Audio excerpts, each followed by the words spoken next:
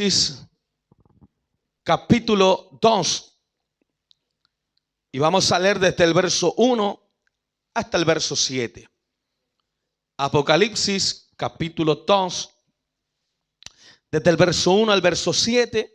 El título del capítulo 2 dice mensajes a las 7 iglesias. En este caso el mensaje a Efeso. Y durante los días restantes vamos a hacer el esfuerzo de predicar estos dos capítulos, tanto el 2 y el 3, y vamos a hablar, hermano, sobre cada una de estas iglesias. Amén. Si usted tiene la palabra de Dios, me confirma con un amén. Amén. Dice así la palabra del Señor. Escribe al ángel de la iglesia en Efeso, el que tiene las 7 estrellas en su diestra, el que anda en medio de los 7 candeleros de oro, dice esto: yo conozco tus obras y tu arduo trabajo y paciencia, y que no puedes soportar a los malos, y has probado a los que dicen ser apóstoles y no lo son, y los has hallado mentirosos, y has sufrido, y has tenido paciencia, y has trabajado arduamente por amor de mi nombre, y no has desmayado. Pero tengo contra ti que has dejado tu primer amor. Recuerda, por tanto, de dónde has caído y arrepiéntete y haz las primeras obras, pues si no, vendré pronto a ti y quitaré tu candelero de su lugar si no te hubieses arrepentido. Pero tienes esto, que aborreces las obras de los nicolaítas, las cuales yo también aborrezco. El que tiene oído, oiga lo que el Espíritu dice a las iglesias. Al que venciere, le daré a comer del árbol de la vida, el cual está en medio del paraíso de Dios. Esto es palabra del Señor. La gloria es para el Señor. Gloria a Dios. Oramos al Señor. Padre eterno, le damos las gracias por esta linda oportunidad de poder estar en su casa. Gracias porque hemos tenido también el espacio para cantar, para bendecir su nombre y para poder orar. En esta hora le pido que usted pueda, Señor, usarnos para la gloria de su nombre. Acompáñenos con esa palabra fresca y ungida, y que en todo lo que podamos decir en esta tarde podamos exaltar y podamos glorificar su nombre. Sin lugar a dudas, su bendición está sobre cada uno de nosotros. No estamos aquí para perder el tiempo. Hemos venido para adorarle, para glorificarle, Señor, y también para poder oír la palabra. Esa palabra me anima, me fortalece, me instruye, me levanta, me sana, me liberta, porque es la palabra de Dios. Y en el nombre de su Hijo Jesucristo predicaremos la palabra para la gloria de nuestro Dios, que es Padre, Hijo y Espíritu Santo. Amén y amén. Gloria a Dios, gloria a Dios. Gloria a Dios para siempre. Tome asiento, mi hermano, y vamos a compartir esta palabra. Bueno, el título va a ser el mismo que aparece en el capítulo 2, el mensaje a Efeso. Amén. Los capítulos 2 y 3 del libro corresponden a la división que veíamos la semana pasada en el capítulo 1, verso 19, sobre las cosas que son. En ella se recogen los mensajes que el Señor dirige a las 7 iglesias de Asia Menor, y dentro de este mensaje vamos a tratar temas que son actuales y problemas que tienen que ver con la iglesia en cualquier tiempo. Hablábamos nosotros la semana pasada que cada uno de estos mensajes puede tener una triple aplicación, entendiendo que la primera aplicación tiene que ver específicamente con esta iglesia que está en Efeso, y a la cual, cierto, Juan le está escribiendo para poder darle este mensaje que vamos a compartir en esta hora. Por otro lado, también tiene una segunda aplicación que es universal, porque no solamente esta carta tenía que ser leída, entendida y vivida en la iglesia de Efeso, sino que en toda la historia de la iglesia desde sus comienzos hasta nuestros días. Y por último, hablamos que también tenía una tercera aplicación y que era personal. Por lo tanto, sin importar la edad, sin importar la historia, todo lo que entendemos de la palabra del libro de Apocalipsis, tenemos que aplicarlo también de manera personal. Los 7 mensajes forman un todo enlazado entre sí, y hay algo que está bastante marcado en estos 2 capítulos, específicamente en estos 7 mensajes, porque aquí vamos a ver un carácter pastoral. A veces nosotros vemos a Pablo como el misionero, a veces vemos a Pablo como el evangelista, a veces tenemos nosotros muy estructurados a los discípulos en su calidad de apóstoles, pero no nos vamos percatando que el carácter que tienen todos estos hombres de Dios también es un carácter pastoral, es un carácter, ¿cierto?, que pertenece a estas personas que no solamente aman a Dios, sino que también aman la obra de Dios, y por eso están constantemente instruyéndonos en el camino del Señor. Yo quiero hablarle en esta tarde acerca de 5 puntos que por lo menos para mí fueron los sobresalientes, y que en cada uno de ellos, de alguna manera, nosotros nos vamos a sentir identificados. Esta carta es una carta que se escribe para la iglesia, ¿se entiende, cierto? Cuando nosotros leemos más adelante en los capítulos y dice el que sea injusto todavía, a veces lo aplicamos en un contexto hacia afuera, pero dentro de la iglesia del Señor habían personas que ya estaban, hermano, trayendo doctrinas erradas, herejía, una mezcla, ¿cierto?, de enseñanza donde no provenían de parte del Señor. Entonces, esta carta la escribe, escúcheme bien, la escribe, ¿cierto?, Juan, y comienza a escribirle. ¿Falta la pila?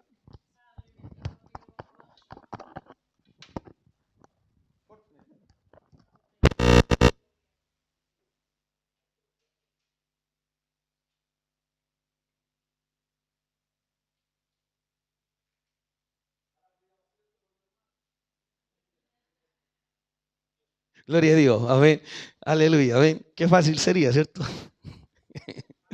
Ya. Entonces, el primer punto que quiero hablarle tiene que ver con este verso 1, donde aparece la presentación del Señor. Dice el verso 1, escribe al ángel de la iglesia en Efeso, el que tiene las 7 estrellas en su diestra, el que anda en medio de los 7 candeleros de oro, dice esto. El Señor hace su presentación a la iglesia como el que tiene las 7 estrellas en su diestra. En la mano del poder que hablábamos nosotros, que era la mano derecha, que es la diestra, el Señor tiene asida fuerte y firmemente a las estrellas. Por extensión, si las iglesias representadas por las 7 estrellas están firmemente en la mano del Señor, también lo están los mensajeros de la iglesia. El Señor sostiene con firmeza a los ministros que hablan en su nombre en las iglesias, quien como Señor ejerce autoridad sobre ellos. Cuando una iglesia desprecia a un ministro puesto por el Señor y levantado también, ¿cierto?, por el Espíritu, no solamente está despreciando al hombre, sino que también está despreciando y está oponiéndose al Señor. Por lo tanto, esta palabra es primeramente, cierto, para los ministros, porque nosotros, siendo portavoces del Señor, seremos los primeros también en ser atacados. Por lo tanto, nos ayuda a entender dentro de esta presentación del Señor, amén, que Él nos tiene en su mano. Amén. ¿Cuántos creen que Él nos tiene en su mano? Y Él nos tiene, hermano, firmemente en su mano. Amén.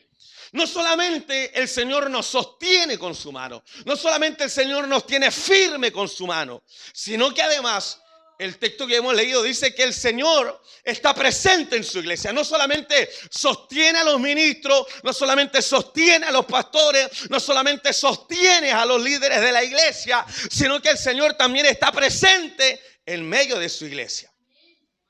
El Señor está presente en su iglesia. Por eso dice la palabra, el que anda en medio de los 7 candeleros. La expresión verbal indica una acción continuada en la que el Señor se mueve en la centralidad de las iglesias. Por eso que ocupa esta palabra, amén, que dice este andar en medio. Pudiéramos también decir moverse en medio, pasearse en medio.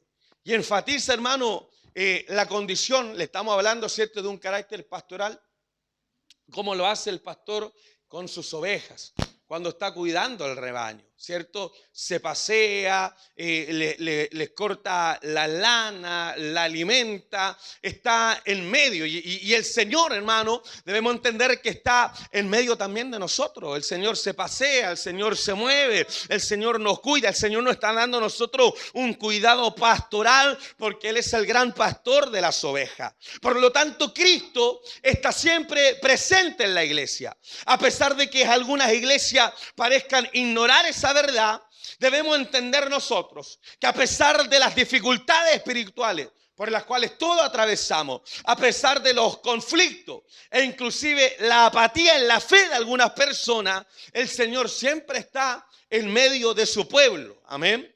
Y andar indica una actividad constante en el ejercicio de su autoridad y su señorío. El que conoce la intimidad y la realidad de la iglesia le está enviando este mensaje. O sea, el Señor nos cuida, nos sostiene con su mano firme, está en medio de la iglesia y debemos entender que el Señor nos conoce, es parte de lo que vamos a hablar también. El Señor nos conoce también. Cuando usted, cierto, se esfuerza, el Señor lo ve. Cuando usted corre, cuando llega con hambre, cuando llega con frío, cuando llega con calor, cuando llega agotado, cuando ha tenido muchas preocupaciones y usted se esfuerza por venir, ¿cuántos creen que el Señor observa todo eso? Pero el Señor no le hace la vista gorda a la flojera, cuando usted pudiendo venir no viene, cuando no está cansado pero igual se queda, amén, aleluya. También ve el Señor esas cosas. Nosotros a veces pensamos que el Señor por un lado ciertamente ve algunas y otras no, el Señor hace una mirada, amén, observadora en todo lo que tiene que ver. Se recuerda que la semana pasada decíamos que los ojos del Señor aparecen en Apocalipsis como llamas de fuego, que es una manera de hablar de esta mirada penetrante del Señor, que no solamente ve nuestro aspecto superficial, sino que también nos ve hacia adentro, en lo que pensamos, en lo que vivimos, en lo que somos, en lo oculto, en lo secreto. El Señor todo lo conoce. ¿Amén? Como nos conoce, el Señor nos habla. Amén, nos habla. Y tampoco el Señor hace este error, porque se ha dado cuenta que a veces cuando nosotros tenemos alguna diferencia, nos olvidamos de los puntos a favor. Si usted se enoja con su esposo, en ese momento de enojo usted no va a resaltar las cosas buenas que él ha hecho. Amén. Sino que usted en ese enojo va a apuntar a todas las malas. Y ahí es cuando el esposo, la esposa dice que tú siempre ves lo malo en mí. Amén. Amén. Pero el Señor no. O sea, el Señor, por ejemplo, también ve las cosas buenas. Y esta iglesia, la iglesia de Efeso, tenía cosas buenas. Por lo tanto, aquí encontramos un segundo punto que tiene que ver con los elogios que Cristo le hace a la iglesia que está en Efeso. ¿Por qué le hace esto elogio? Porque dice el verso 2 y el verso 3, yo conozco tus obras y tu arduo trabajo y paciencia, y que no puedes soportar a los malos, y has probado a los que dicen ser apóstoles. Mire, ya en ese tiempo habían algunos que se hacían pasar por apóstoles, y dice, y no lo son, y lo has hallado mentiroso. Entonces, en esta mirada que hace el Señor sobre su iglesia, y que nos conoce, el Señor de alguna manera apunta a las obras de la iglesia, y comienza a elogiar a la iglesia de Efeso. No solo en el aspecto externo de sus manifestaciones, sino en la realidad espiritual de cada una de ellas. El Señor sabe lo que hay en el interior de cada hombre y cada creyente. El Señor nos conoce a nosotros. Y qué lindo es poder entender que a pesar de que nos conoce tal cual somos, igual nos ama, igual nos ayuda e igual nos instruye en la palabra para ir mejorando. Amén. Entonces, la iglesia de Efeso era una iglesia que hacía obras. Por tanto, los cristianos en Efeso no eran creyentes inactivos, sino esta iglesia era una iglesia, hermano, dinámica, era una iglesia trabajadora, era una iglesia que constantemente estaba avanzando, una iglesia que constantemente estaba comunicando la palabra. Y si tenemos que aprender algo de la iglesia de Efeso, tiene que ver con esto, con ser una iglesia dinámica, una iglesia que se mueve, no una iglesia, hermano, que está estancada, una iglesia, escúcheme bien, que está constantemente avanzando, evangelizando y predicando la palabra. Los cristianos en Efeso, les vuelvo a repetir, no eran cristianos inactivos, sino más bien eran dinámicos, eran trabajadores. Y muchas de aquellas obras y del comportamiento y de la forma de proceder de la iglesia merecían estos elogios por parte del Señor. Entendemos que cuando nosotros no estamos trabajando, entendemos que cuando no estamos activando en el Señor, el llamado de Dios va a ser activar, el llamado de Dios va a ser a usar los dones, el talento, las habilidades, las capacidades que el Señor nos ha dado y disponer nuestra vida en servicio al Señor. Pero por otro lado también, cuando usted está trabajando, cuando usted está siendo un colaborador, cuando usted está siendo un cristiano comprometido, un cristiano servicial, eso también el Señor lo ve, lo elogia. Amén. Y sabemos que todo esfuerzo en el Señor tiene también su recompensa. Amén. Que el Señor nos bendiga. Así como usted se esfuerza en su trabajo y a fin de mes usted recibe su sueldo y puede darse ciertos gustos, también en el Señor cuando nosotros nos esforzamos, también reposa sobre nosotros una bendición. Porque hermano, el que se esfuerza es bendecido. El que da más de lo que se le pide es bendecido. Y todas las personas que tienen fe tienen esta característica de que siempre van a hacer más de lo que se le está pidiendo. Los que no tienen fe, hermano, ni siquiera alcanzan a cumplir con las órdenes, con lo sencillo que debieran hacer. Pero los que tienen fe siempre van a estar esforzándose, siempre van a estar dando más de lo que pueden, en todo el sentido de la palabra del Señor. No van a estar quietos, no van a estar tranquilos, se van a incomodar. Amén. Cristo vive. Entonces, esta es una iglesia trabajadora. Efeso es una iglesia que está avanzando. Ahora, avanzar nunca ha sido sencillo. Perseverar nunca ha sido fácil. La labor de la predicación de la palabra ha sido siempre un trabajo complejo. Y esta iglesia no solamente estaba avanzando en todo lo que le acabo de mencionar, a lo que se endosa como obras, sino que lo estaban haciendo en un ambiente, hermano, muy duro, de mucha persecución, de mucha escasez, donde tenían que correr, donde tenían que escapar, donde muchos eran tomados, detenidos, llevados a la cárcel, les quitaban las vidas, les restaban sus propiedades, los quemaban, maltrataban a sus esposas, a sus hijos, hasta el punto de quitarles la vida, si fuera posible. Por lo tanto, esta labor no se está llevando a cabo en un ambiente, hermano, amén, sencillo, sino más bien en un ambiente de dureza. Por eso que para trabajar desde esta perspectiva, tienen que trabajar con todo el corazón. Y ahí donde dice el Señor, yo conozco tus obras, ¿cierto? Todas las que le acabo de mencionar, pero esta obra se realiza, hermano, con un arduo trabajo, Entre otras obras arduas que la iglesia estaba realizando, estaba también el compromiso por la evangelización. Y este arduo trabajo, ellos lo realizaban, hermano, con amor. Y debemos entender que es arduo porque requiere entrega plena. O sea, nosotros que predicamos la palabra, sabemos que cuando vamos a hablar de Cristo, ponemos todo nuestro corazón, ponemos toda nuestra fuerza, todas nuestras capacidades, siempre dependiendo de todo lo que va a hacer el Señor. Pero eso no resta que yo no me esfuerce, me esfuerzo, dependo de Dios, pero tengo que esforzarme. Entonces este arduo trabajo, ellos también lo hacían con todo el corazón, ellos lo hacían con toda su fuerza, en un ambiente hostil. Amén. ¿Y por qué tenían que hacerlo así? Porque el ambiente era hostil. Y por lo tanto este trabajo requería de una entrega plena. El trabajo arduo, con dificultades, hasta el agotamiento, es el requisito para que uno pueda de alguna manera mostrarse en nosotros la paciencia. ¿Se da cuenta? Uno tiene que hacer obra, tiene que estar constantemente esforzándose. Y este es un trabajo, hermano, que se hace también con paciencia. Y la paciencia, como dice ahí la palabra, yo conozco tus obras. Están trabajando, están evangelizando, están predicando, están enseñando, se están trasladando, están levantando nuevas obras.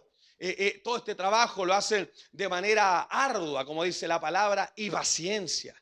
Amén, porque hay que tener paciencia. Porque una vez se esfuerza y quiere ver resultados de inmediato.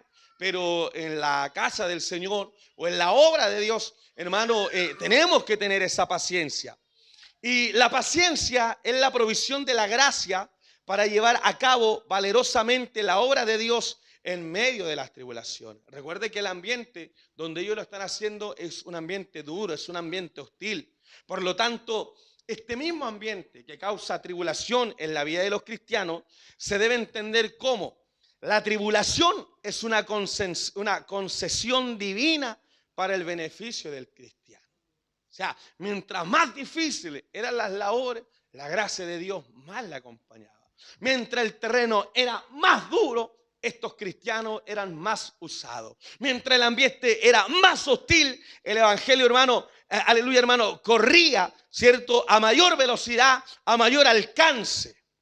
Y ahora, ¿de dónde sacaban esta fuerza? Para estar haciendo obra, para estar trabajando arduamente y para tener paciencia. Es que resulta que el ejemplo de toda esta manera de trabajar, de esta perspectiva de trabajo, se desprende de nuestro Señor Jesucristo. Porque Cristo es el ejemplo en el trabajo arduo y en la paciencia que determinó llevar a cabo su obra. Veamos las jornadas de Jesús, quien comenzaba el día tan temprano que varios textos dicen que aún estaba de noche, aún estaba oscuro cuando comenzaba el día del Señor.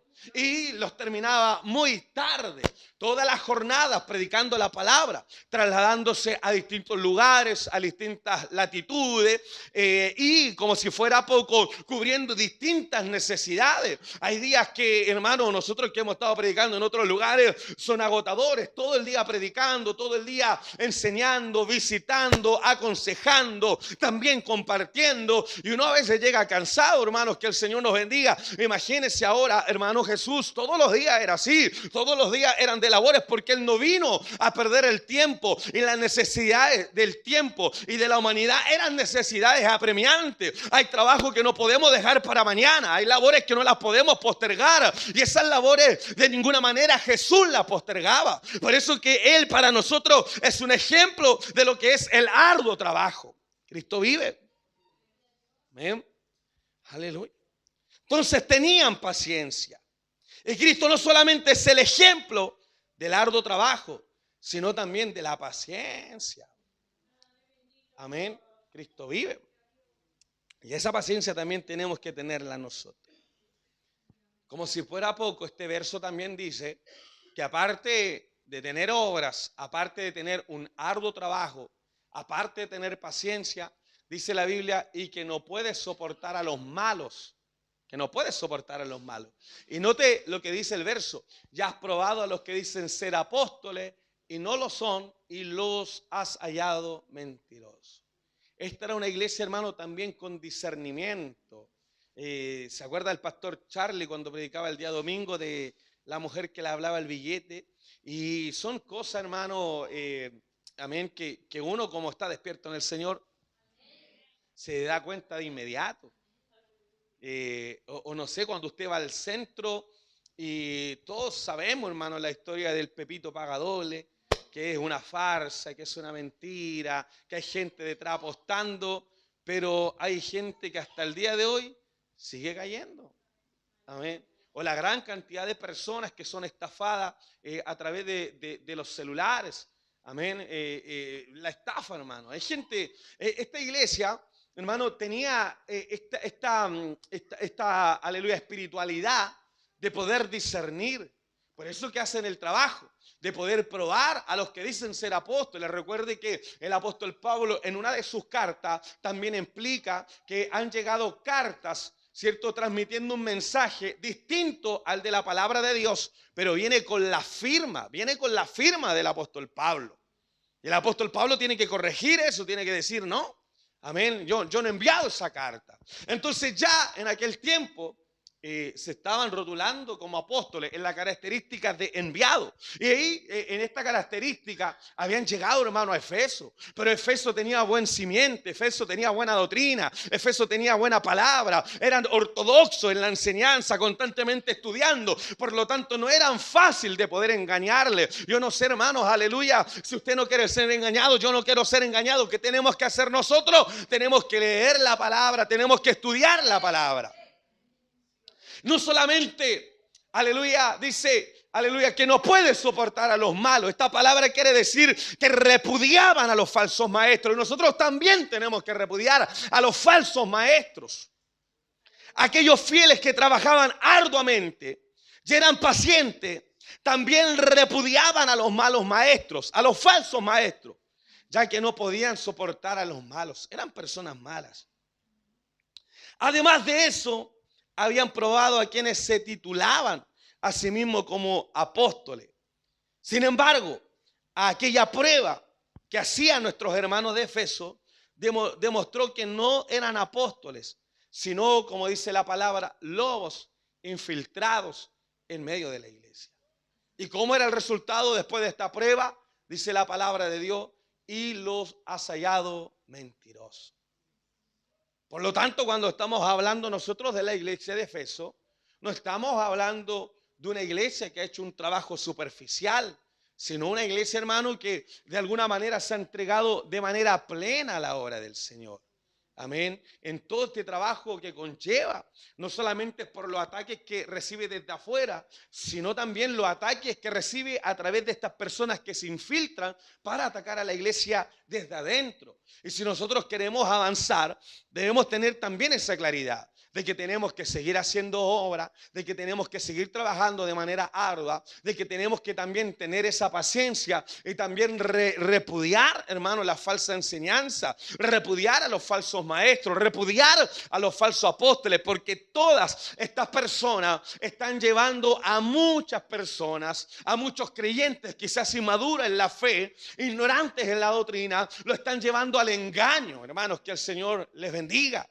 Pero nosotros no, nosotros estaremos atentos y despiertos. ¿Cuánto dicen amén? Por lo tanto, el Señor, cuando observa estas cosas de Efeso, las elogia. O sea, una iglesia trabajadora, una iglesia que hace obra, una iglesia, hermano, que se esfuerza, una iglesia que tiene paciencia, una iglesia que tiene discernimiento. El Señor dice, hay que elogiarla. Tienen virtudes, están trabajando. Pero el Señor, que nos conoce, también, de alguna manera, nos da una palabra para amonestarnos. Y es lo que ocurre en este tercer punto con la iglesia de Efeso. Porque dentro de todo lo bonito, en algo se ha descuidado esta iglesia. Y aparece en el verso 4. La aparece así, pero, que nos molesta ese pero cuando nos hemos equivocado. Pero yo te dije, amén, aleluya. Y el Señor aquí está diciéndolo. Pero tengo contra ti que has dejado tu primer amor. Algunos hablan de que cuando se pierde el primer amor, se hablan de personas que ya no están buscando el rostro del Señor, ¿cierto? Pero a través del verso que hemos leído, observamos que esta iglesia estaba trabajando, tenían hasta discernimiento, pero ya no lo hacían por amor a Dios, sino que para ello era rutinario. Era, por ejemplo, en medio de toda esta lucha, si había gente que se descarriaba, ellos, hermanos, no marcaban una diferencia, prácticamente le daba lo mismo. Con tal de que siga adelante yo, está todo bien. Se parece a las iglesias de ahora. Amén. Entonces el Señor le amonesta. Amén. Porque tiene una queja. Amén. Pero tengo contra ti. Amén, hay una queja, tiene algo el Señor. Y lo que tiene el Señor no lo esconde. A veces a nosotros nos cuesta decir las cosas, pero a Dios no. Y la disciplina no es para los que se portan mal. La Biblia dice que la disciplina es para el hijo que ama. Y cuando el Señor nos disciplina, cuando el Señor nos corrige, cuando el Señor nos instruye, es porque está manifestando su amor hacia nosotros a través de esa corrección. Dice la Biblia, porque si no hubiera corrección, tal hijo no sería hijo, sino sería llamado bastardo. Pero el Señor, como nos ama a nosotros, el Señor nos instruye y nos corrige. Y le dice a la iglesia de Efeso, Amén. Pero tengo contra ti que has dejado tu primer amor. Por lo tanto, esta amonestación tiene que ver con la corrección. El Señor reconoce las virtudes de la iglesia. La paciencia, la capacidad de aguante, la fidelidad, la perseverancia, pero también detecta aquello que debe ser corregido. Y dentro de todas las virtudes que tenía la iglesia de Éfeso, lamentablemente tenía un defecto esta iglesia. Y el defecto de la iglesia consistía en su primer amor. El verbo que usa Juan equivale a haber puesto a un lado el primer amor. De otro modo, aquello había dejado de ser importante y había sido dejado en la experiencia de la iglesia. Cuando el amor se deja a un lado, todo cuanto se haga será hecho fuera de la esfera del amor. El problema que se genera es evidente, porque obras hechas sin amor dejan de tener valor delante de Dios. Por eso que todo lo que nosotros hacemos para el Señor, tenemos que hacerlo con amor. Todo lo que hagamos nosotros para el Señor, tenemos que hacerlo en amor. Por eso que para el Señor es importante, y mire, sobresale, pareciera a lo mejor que no fuera necesario. Si la iglesia está trabajando, si la iglesia está predicando, la iglesia está enseñando, están evangelizando, están llegando a distintos lugares con el evangelio, con la palabra, pero todo lo están haciendo últimamente, porque es el reclamo. En un momento esta iglesia tenía amor, por eso el Señor le dice, has dejado tu primer amor, porque en un momento lo tenían.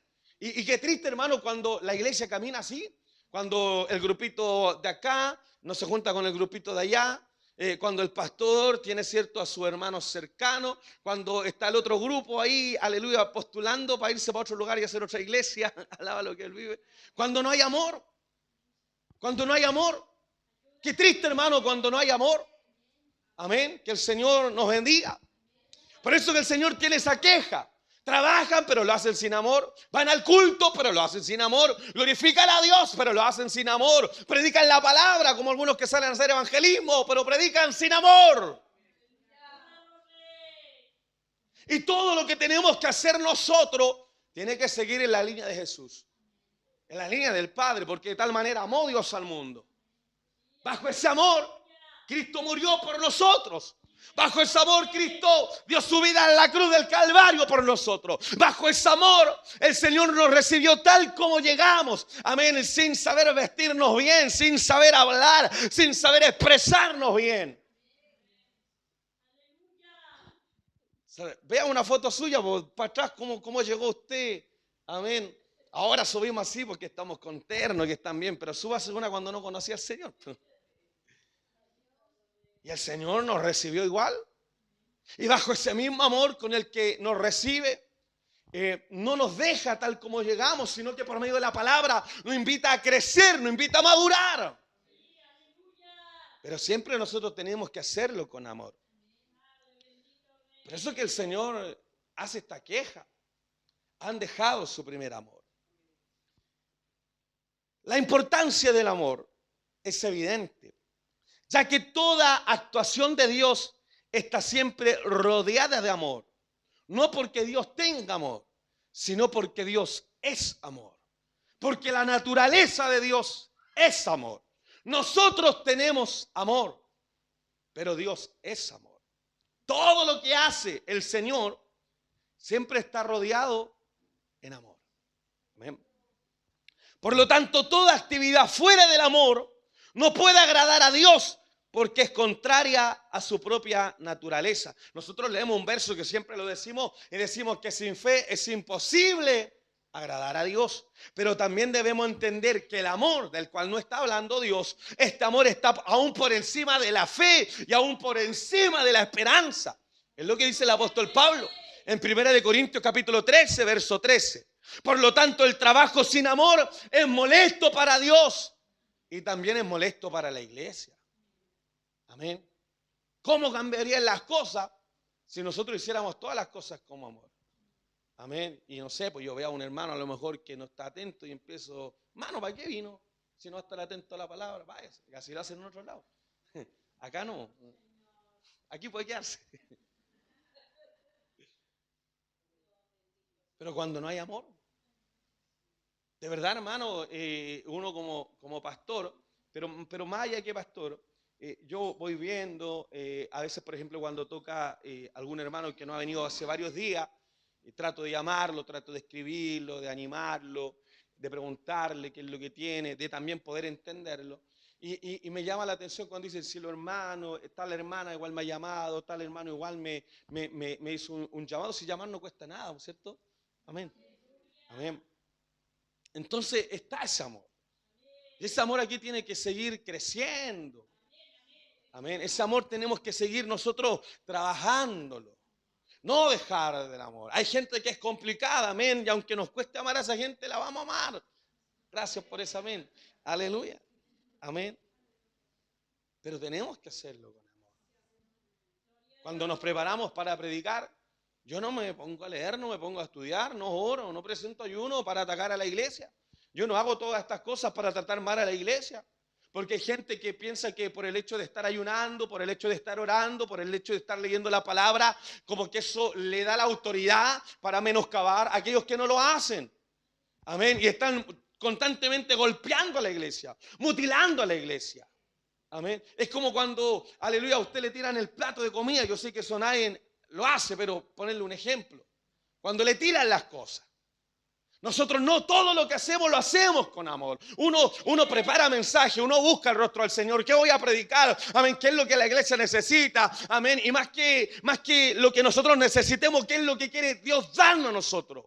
Pero todo eso lo hacemos en amor. Nos ponemos en el lugar. Llegan peticiones de oración de personas que están enfermas. Nos ponemos en el lugar. Hay que ayudar a alguien. Nos ponemos en el lugar. Hay alguien que está triste. Nos ponemos en el lugar. Pero todo lo mueve el Señor bajo el amor. Y esta iglesia tenía muchas características. Pero se habían olvidado de las palabras de Jesús. En esto conocerán que son mis discípulos.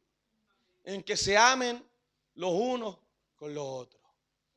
Cuando una iglesia pierde esa sensibilidad del amor de Dios, esa iglesia, hermano, tiene que examinarse. Como el llamado que está haciendo Juan o nuestro Señor Jesucristo a esta iglesia. Porque luego de decirle, pero tengo una queja contra ti que has dejado tu primer amor. ¿Y qué tenemos que hacer nosotros? ¿Sabes? Yo tengo claro que si miento tengo que arrepentirme. Yo tengo claro que si robo, tengo que arrepentirme. Yo tengo claro que si quebranto la palabra de Dios, tengo que arrepentirme. Y es lo que el Señor está diciendo. Si usted ya no tiene el primer amor, tiene que arrepentirse. Por eso dice en este punto 4, donde nos hace esta exhortación a la reflexión, y nos dice, recuerda por tanto de dónde has caído. Están predicando, están llevando el evangelio por distintos lugares, anunciando la palabra, dando su vida, pero lo están haciendo sin amor. Y han caído. Y el Señor, mire lo que le dice, ya arrepiéntete. Una persona que ha dejado de amar la obra, una persona que ha dejado de amar a Dios, una persona que ha dejado de amar la iglesia. Esas personas tienen que arrepentirse. Todas las personas que se han distanciado de la iglesia por X motivo, claramente tienen que volver. Y si vuelven, Dios las va a recibir y las va a ayudar. Pero tienen que venir con esta conducta de arrepentimiento. Porque nos enfriamos, hermano. Y esa es la lucha que tenemos que tener nosotros, de no enfriarnos.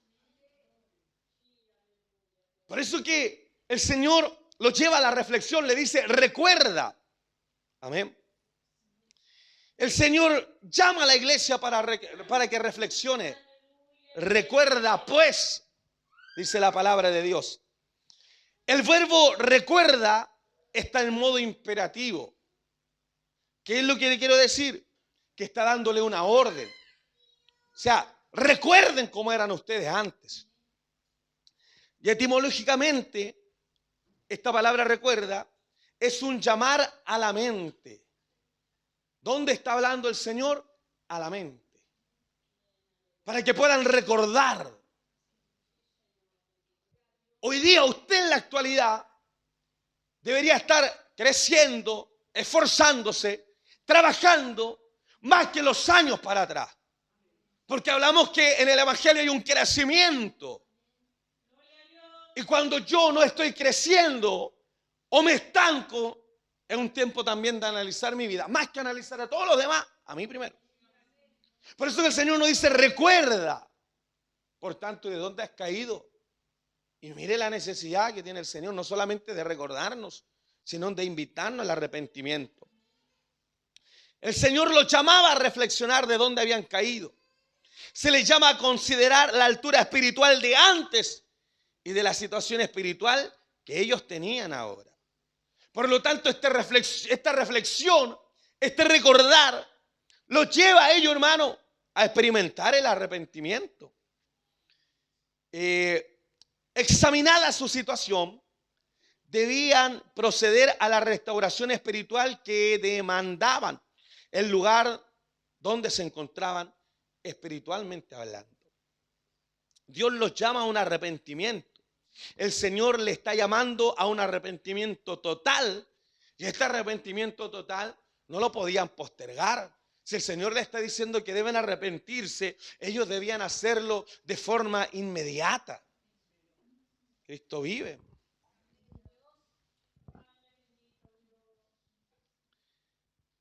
El arrepentimiento es realmente un cambio de mentalidad, ¿cierto? Dejar de pensar de una manera para proceder a un cambio de mentalidad que orienta a la acción en una dirección opuesta. Por eso que nuestra mente antes era dada al pecado, vino Cristo, cambió nuestro corazón, perdonó nuestros pecados y experimentamos también el arrepentimiento, ¿cierto? Que no es remordimiento. El remordimiento, usted peca, llora, Señor, que nunca más. Y en la semana está en lo mismo. Pero el arrepentimiento no. El arrepentimiento, aleluya, nos lleva a agradar a Dios.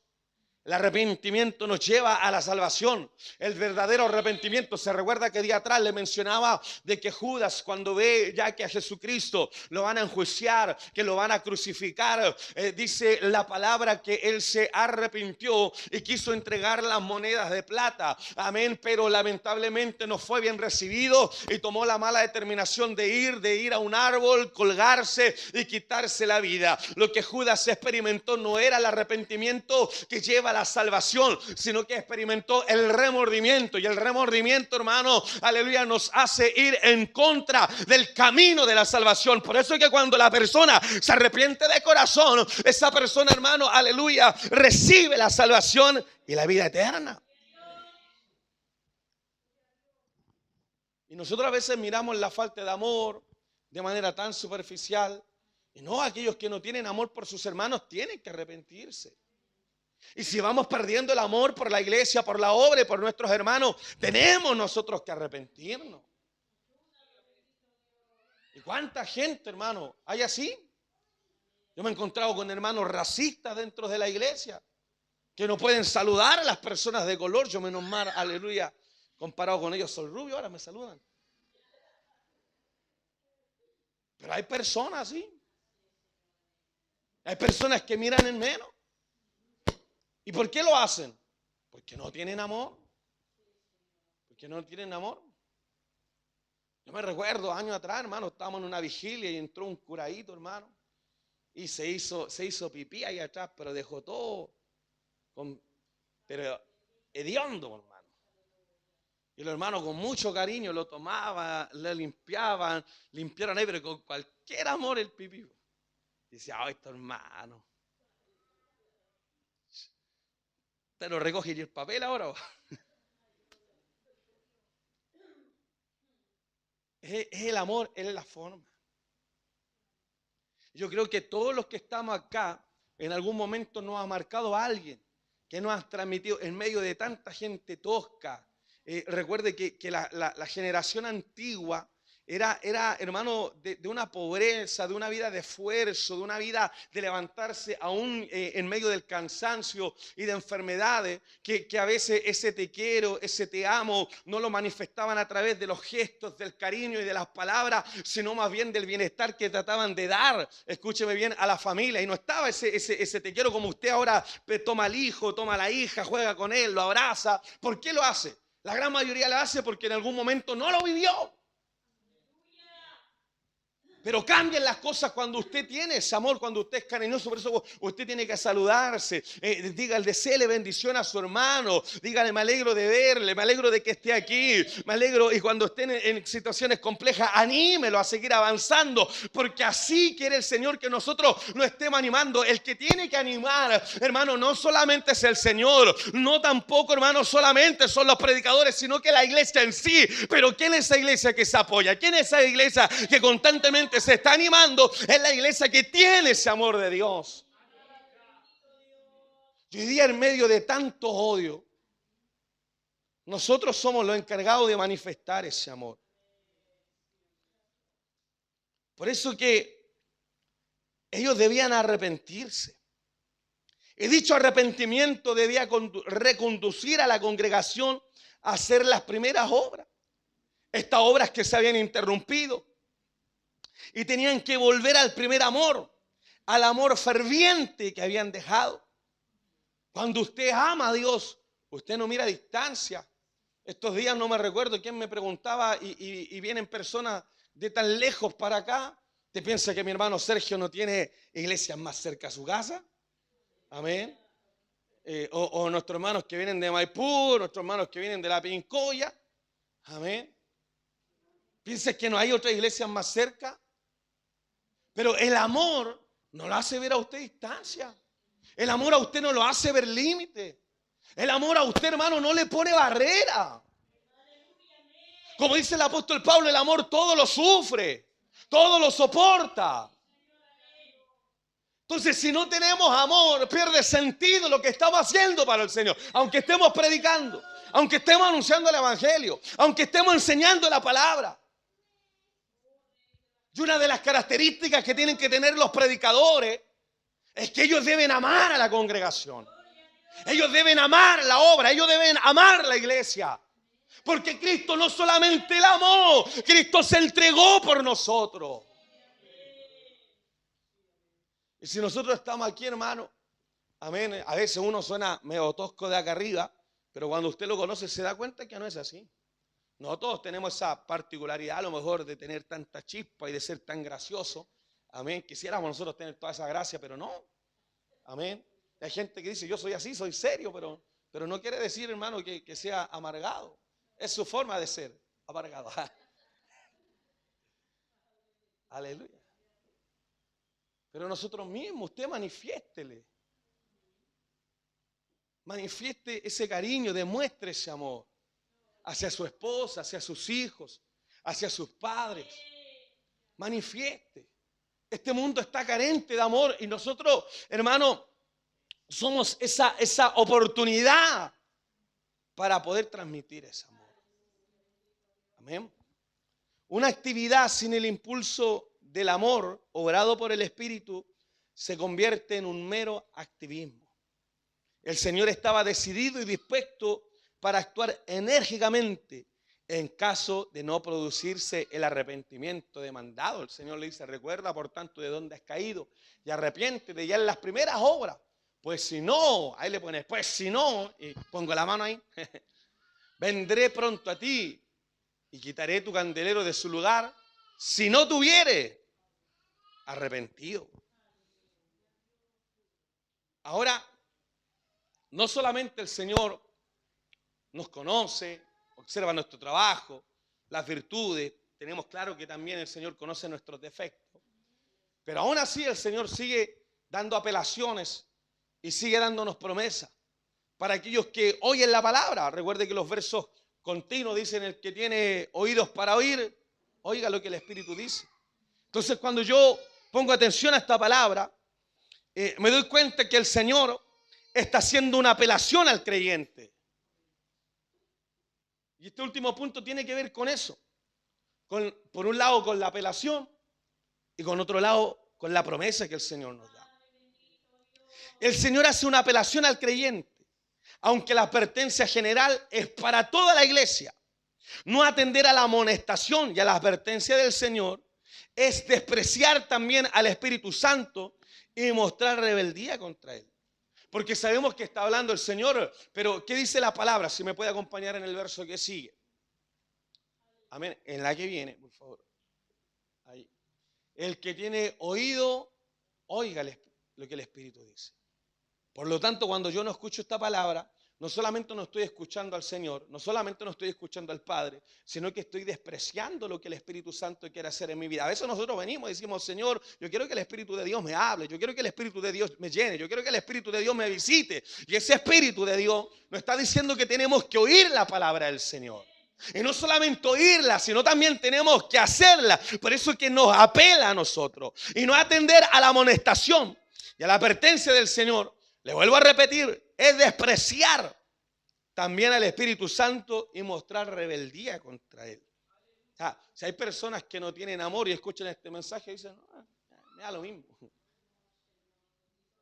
Y hay gente que de alguna manera le da lo mismo. Gracias a Dios, usted y a mí no. Amén. Ahora, ¿cierto? El Señor nos habla de la necesidad de arrepentirnos y como leíamos en el verso anterior, ¿cierto? Ya en las primeras obras, pues si no vendré pronto a ti y quitaré tu candelero de su lugar, si no te hubiese arrepentido. Hay un ay cuando nos arrepentimos. Sin embargo, cuando se manifiesta ese arrepentimiento y uno dice, es verdad lo que el Señor está hablando en este día, yo hago todas las cosas sin amor, sin ese cariño, sin ese amor que yo he recibido de parte del Señor, pienso y digo, no, las cosas van a cambiar. Voy a ir, dentro de todas las labores que uno va haciendo, tiene que hacerlas con amor. Y cuando revertimos esa situación, el Señor nos da una promesa. Por eso dice, el que tiene oído, oiga lo que el Espíritu dice a la iglesia. Ya el que venciere, al que revierte esta situación, al que cambia, al que vuelva a las primeras obras, al que persevera en el amor, no solamente en la palabra, sino que también en el amor de Dios, en la fidelidad, dice, le daré de comer del árbol de la vida, el cual está en medio del paraíso de Dios. El mensaje a la iglesia de Efeso concluye con una promesa que tiene unos destinatarios. ¿Para quién él está hablando? Al que vence. ¿Dónde están los vencedores acá? Amén. Con frío, pero aquí estamos. Con hambre, pero aquí estamos. Con sueño, pero aquí estamos. A ver. Amén. El vencedor es el que muestra fidelidad al Señor y con ello pone de manifiesto su condición de salvo. El vencedor es aquel que vive la victoria a la que Cristo le lleva en su vida espiritual. Los vencedores son los que se visten de la armadura de Dios y con ellos son capaces de apagar los dardos del maligno. No solamente capaces de apagar los dardos del maligno, sino que también permanecen firmes en medio del conflicto que el enemigo desata contra los fieles. Los vencedores, hermano, amén, están peleando la buena batalla. Los vencedores se mantienen en fidelidad a Dios. Los vencedores perseveran, caminan, glorifican al Padre, glorifican al Hijo, glorifican al Espíritu Santo, predican la palabra, anuncian las virtudes de aquel que nos llamó de las tinieblas a esta luz admirable. Los vencedores, hermanos, siempre están avanzando, siempre están caminando por encima de las distintas realidades que experimentamos. Realidades de angustia, realidades de miedo, realidades de temores, realidades de enfermedades, de escasez, por encima de todas las barreras, por encima de todos los obstáculos. El vencedor se abre camino, se abre brecha. El Señor está con él abriendo surco. El Señor está con él abriendo puerta.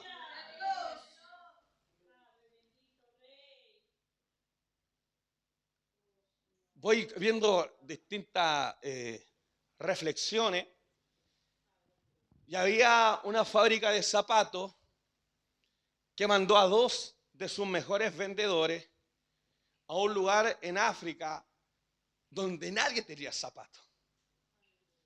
Entonces cuando llegan los 2 vendedores, llega el primero y se da cuenta que nadie usa zapatos y dice, no, aquí me va a ir mal. ¿Por qué? Porque nadie usa zapatos. ¿Y qué es lo que hace el primer vendedor? Se devuelve. El segundo, cuando los ve a todos sin zapatos, dice, no, esto es bendición de Dios. Hay cualquiera pega. Vamos a vender zapatos y comienza a pedir más. son las mismas realidades que pasamos nosotros. Pero cuando usted es pesimista, cuando usted es malas pulgas, cuando usted se levanta, hermano, sin querer hacer las cosas, más complejo es la situación. Pero cuando usted es un vencedor, esas barreras, usted la ve como la oportunidad, primero, de confiar en el Señor. Y siempre esas pruebas van a ser la oportunidad para poder crecer, para poder avanzar. Por eso que el vencedor es el que pelea la buena batalla. El vencedor es el que no solamente está peleando como lo hacen los hermanos de Efeso, sino que también mantiene esa fidelidad al Señor. Aman la obra. Como decimos nosotros, vamos a morir con las botas puestas. Ahí tenía que decir, amén, amén. Vamos a amar la obra hasta los días finales, por hermano. Amén. Gloria a Dios. Y la promesa alcanza a todo aquel que oiga. Si usted escuchó esta palabra, esta promesa es para usted. Esta promesa es para mí, esta promesa es para todos. Esto es que debemos comprender y debemos aceptar la demanda del Señor. Lo que dice aquí Jesús, lo que el Espíritu dice a la iglesia. Es una promesa concreta, le daré en sentido de conceder.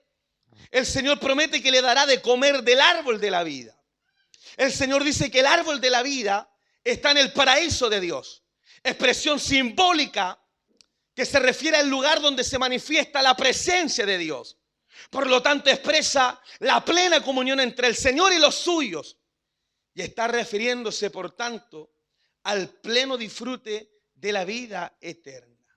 Esta vida eterna no la disfrutamos porque es eterna, sino que la disfrutamos porque dentro de esta eternidad la presencia de Dios mismo estará con nosotros.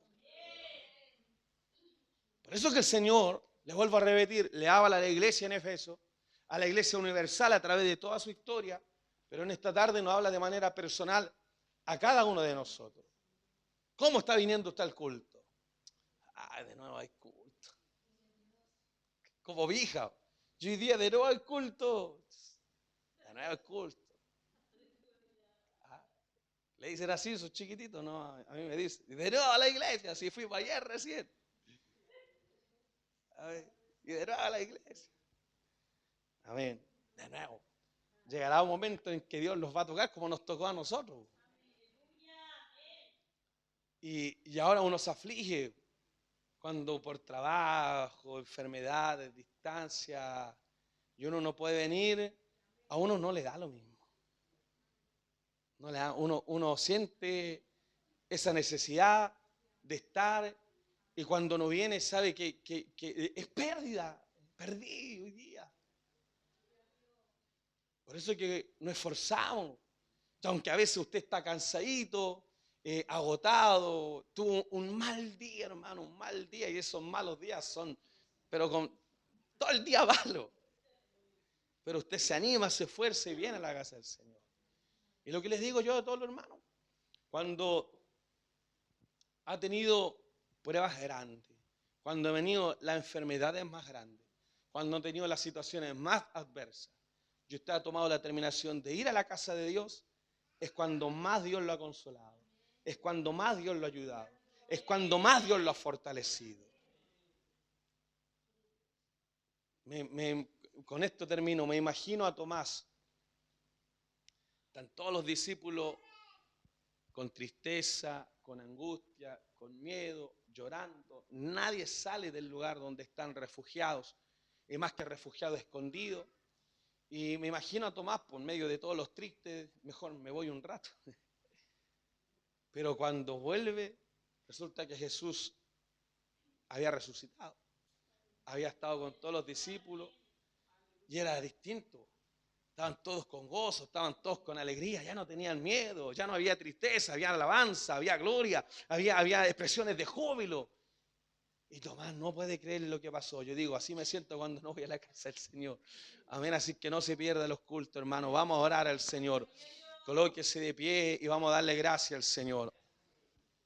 Padre eterno, creador del cielo y de la tierra, Señor y Dios de nuestra vida, le damos gracias por esta palabra que usted nos ha hablado en esta tarde. Tenemos esa necesidad de acercarnos a trabajar, de hacer obra, de tener paciencia, de tener ese discernimiento espiritual, pero todas las labores, todas las obras que hacemos nosotros dentro de la casa del Señor tienen que ser con amor, así como el Padre, Señor, a través de ese amor envía a su Hijo, así como Jesucristo nos amó, así como el Espíritu Santo nos impulsa a amar. Nosotros tenemos que hacer esta labor con amor, Señor. Ayúdenos a no decaer, a no dejar de amar, a no dejar de creer, a no dejar de confiar y a estar firme, a seguir creciendo y a seguir buscando de tu presencia, Señor. Gracias por esta palabra. Somos bendecidos, somos fortalecidos, somos animados en la fe, Señor. Y sé que seguiremos avanzando y seguiremos tomados de tu mano, Señor. Ayúdenos